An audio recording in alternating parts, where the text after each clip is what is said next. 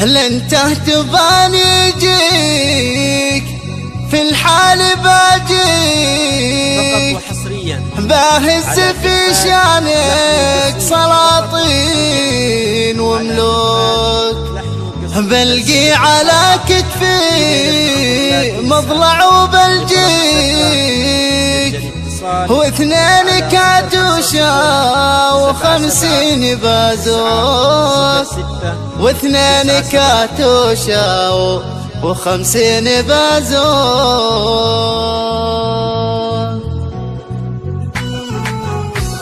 فقط وحصريا على زفات لحن قصير فقط وحصريا.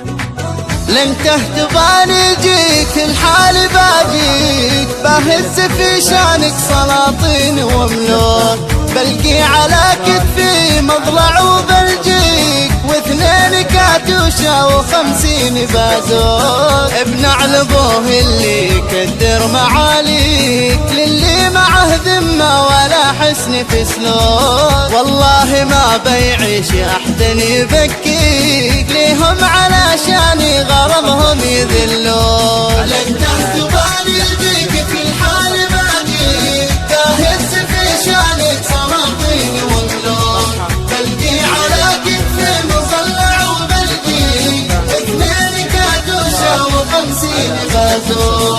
آمر وانا بقول يا زين لبيك اشر وانا لك عبد طايع ومملوك من هو في العربان يجرى يأذيك ويل احمدي هالك لجلك ومهلوك حامي حما دارك وجندي اراضيك حتى ولو ربعك مع الغير سابوك لك في البشر منه يعزك ويغليك وانا علشانك قبيلي وصعلوك. لن تهتباني يجيك في الحال باجيك باهز في شانك سلاطين وملوك بلقي على كتفي مضلع وبلجيك اثنين كاتوشا وخمسين بازوك الروح لك صراف يصرف لك الشيك والعمر لك اموال يا خل وبنوك والقلب لك عالمس يمشي تماتيك والحس والوجدان ثرواتي وسطوك يا سلوة الخاطر انا انسان شاريك ميت علشانك وفي سيفي مشكوك ضحيت لعيونك ومن اجل